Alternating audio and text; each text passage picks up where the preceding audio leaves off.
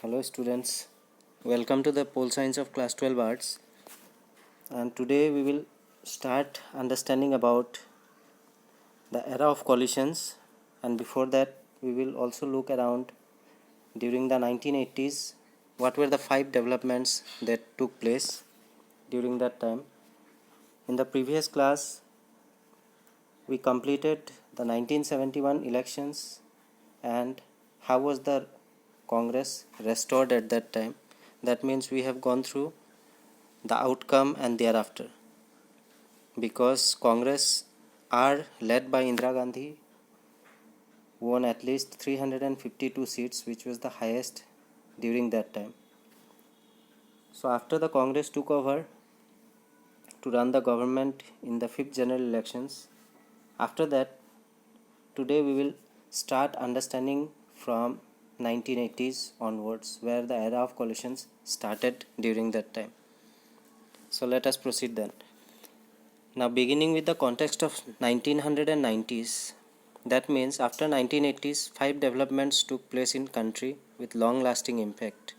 That is, end of Congress system in 1989, Mandal issues in 1990, new economic reforms in 1991, then Ayodhya dispute in 1992, and assassination of Rajiv Gandhi in the year 1991. So these were making headlines during the 1980s, where we can say that during the 1980s and early 90s, 5 historical incidents took place starting from end of Congress system in 1989. That means that till now Congress was winning with the majority of seats, but in the year 1989 this era of Congress system ended in that particular year. Then came the Mandal issues in 1990. After that, many new reforms related to economy came to India when globalization was introduced in India, when for the first time during 1991 onwards the foreign policy was made relaxed through the new economic reforms.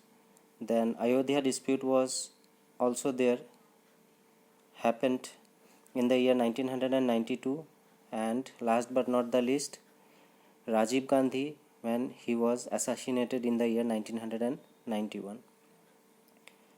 So all these were the developmental incidents that took place during that 1980s and early 1990s. After that comes the era of coalitions. Now elections in 1989 led an era of coalitions with the defeat of Congress party, and it emerged several parties when no single party secured a clear majority of seats in any Lok Sabha election since 1989. In this era, regional parties played a crucial role in forming ruling alliances. That means till 1989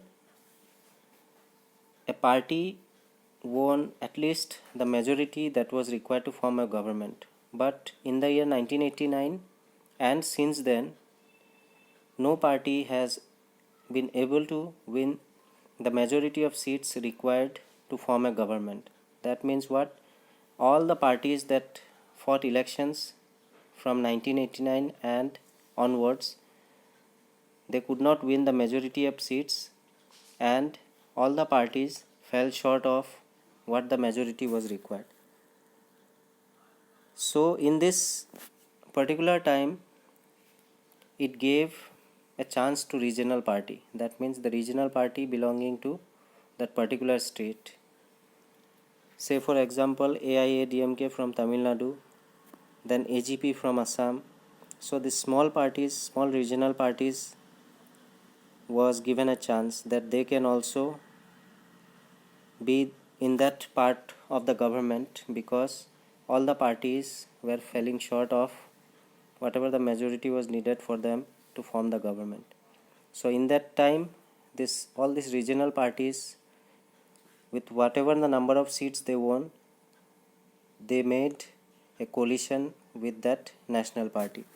And when they made, suppose, a share in that government forming, with the national political party. So some of their leaders also got chance to be in the cabinet ministry. Clear? After that came the decline of Congress. That means till 1989 it was Congress all over, and this system was known as the Congress system. But after 1989 onwards, the Congress gradually began to decline. The defeat of the Congress party marked the end of its dominance over the Indian party system, thus stated an era of multi-party system. That means if Congress system is not there, then what was the system that came into effect from 1989 onwards? It was the multi-party system. And what was the reason of multi-party system? Because no single party was able to form the government, because they fell short of majority. They could not secure the majority number of seats that was required to form the government. So in this era, what happened then? Then smaller parties came together and they shared seats among themselves so that they can touch the majority figure which was required to form the government. So in this way, many parties came together and they formed the government. So that's why that system was known as the multi-party system, where many parties, multi-party system will be two and more. So you can say that many parties came together, and with the sharing of seats that they won, they formed the government from that time, that is 1989 and onwards. This meant that no single party secured a clear majority of seats in any Lok Sabha elections held since 1989. So this development initiated an era of coalition governments at the center, in which regional parties played an important role in forming ruling alliances. So as a whole, when the Congress declined, that gave way to the creation of multi-party system. And in this multi-party system also, we can see that from 1989 onwards, all the regional parties have made a good share of seats to the government or to the party that has formed the government, because in almost every state we can see that regional parties exist. So it was till 2014 that no single party ever won with the absolute majority. But in the year 2014 and 2019, the BJP was able to secure the majority, that means 272 seats and above. But the BJP was also under coalition, and it was leading the coalition which was known as the NDA, and the BJP was the leader of that coalition party. But since 2014, that means 1989 to 2014, no single party could ever secure the majority of seats that was required. Clear? So with this, I will wind up today's topic related to the era of coalitions that started from 1989 and onwards. Then we also read about the decline of the Congress and what the decline of the Congress actually led.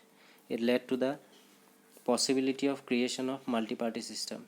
And before that, we also read about the 5 major changes or developments that took place during the 1980s and early 1990s. These were: number 1, end of Congress system, which was in 1989, then the coming of Mandal Commission and its issues in 1990, the new economic reforms in 1991, then the Ayodhya dispute in 1992, and last but not the least, the assassination of Rajiv Gandhi in 1991. Clear? So with this, I will wind up today's topic. Thank you.